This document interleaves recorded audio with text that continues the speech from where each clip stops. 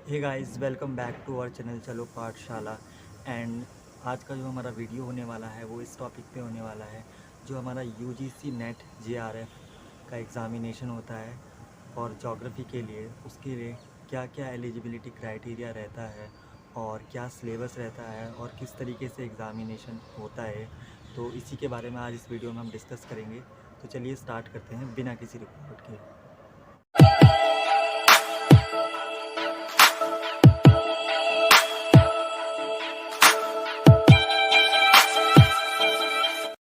सबसे पहले इस एग्ज़ाम के हम कंडक्शन के बारे में बात करते हैं कि इस एग्ज़ामिनेशन को कंडक्ट कौन कराता है। इस एग्ज़ामिनेशन को कंडक्ट किया जाता है एनटीए के द्वारा, यानी कि नेशनल टेस्टिंग एजेंसी, जो कि इंडिया में काफ़ी बड़े बड़े एग्ज़ाम्स को कंडक्ट करवाता है।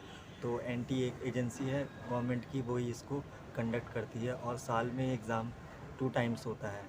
आपका जनरली इसका जो साइकिल रहता है वो जून और दिसंबर में रहता है, लेकिन अभी कोविड वगैरह की वजह से थोड़ा शिफ्ट भी हो सकता है इसका, जो भी है इसका एग्ज़ाम का टाइमिंग। ओके, तो ये एग्ज़ामिनेशन साल में 2 बार होता है।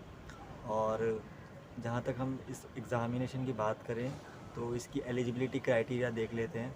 तो इसकी एलिजिबिलिटी क्राइटेरिया क्या है, आपके पास मास्टर्स की डिग्री होनी चाहिए ज्योग्राफी में, या फिर जियो इन्फॉर्मेटिक्स में, या फिर ज्योग्राफी से रिलेटेड कोई भी साइंस में आपके पास होनी चाहिए एलिजिबिलिटी क्राइटेरिया।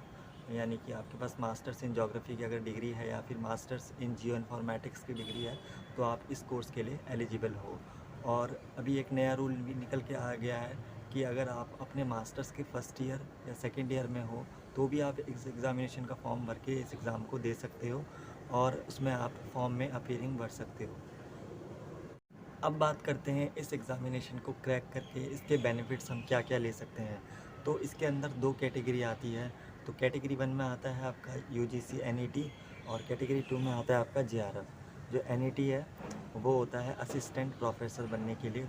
अगर आप एनईटी क्रैक कर लेते हो, यानी कि आपकी नेट एग्ज़ामिनेशन क्रैक कर लेते हो, तो आपको एनईटी मिल जाता है, जिसके द्वारा आप किसी भी इंडिया की यूनिवर्सिटी में एज अ असिस्टेंट प्रोफेसर आप पोस्ट के लिए अप्लाई कर सकते हो और वहाँ पे टीचिंग की जॉब ले सकते हो।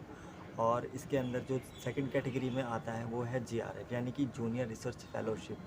जूनियर रिसर्च फेलोशिप की बात करें तो अगर आपकी इसमें ऑल इंडिया में अगर आपकी 300 रैंक के अंदर ज्योग्राफी में आती है, यानी कि रैंक 1 से लेकर रैंक 300 तक अगर आपकी आती है, तो आपको यहाँ पे जीआरएफ की क्या मिलती है, जीआरएफ की वो मिलती है आपको डिग्री मिलती है। तो जीआरएफ के अंदर क्या है आपको गवर्नमेंट मंथली 35,000 से लेके या फिर उससे ज़्यादा भी आपको पे करती है, और आप इसमें किसी भी यूनिवर्सिटी में इंडिया की जाके अपनी पीएचडी की डिग्री ले सकते हैं और वहाँ पे रिसर्च कर सकते हैं। जो आपके पहले 2.5 साल होंगे उसमें आपको जेआरएफ मिलता है, और उसके 2.5 साल कंप्लीट होने के बाद आपको वहाँ पे एसआरएफ की क्या मिलती है, आपको एसआरएफ की वहाँ पे स्कॉलरशिप मिलती है, यानी कि सीनियर रिसर्च फेलोशिप। तो इस तरीके से आप जेआरएफ एग्ज़ामिनेशन को क्रैक करके आप गवर्नमेंट से बेनिफिट्स ले सकते हो।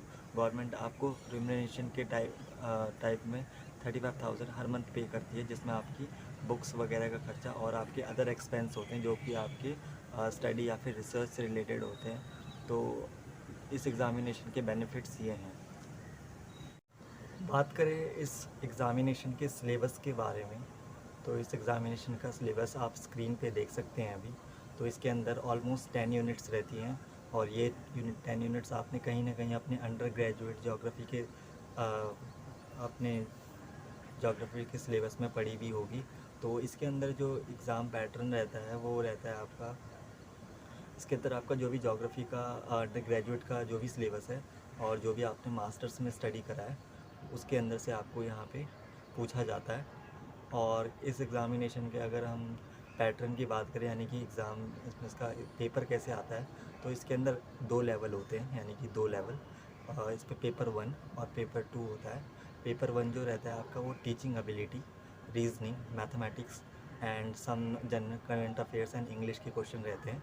और जो आपका पेपर 2 रहता है वो आपका टोटली सब्जेक्ट बेस्ड होता है, सब्जेक्ट वाइज।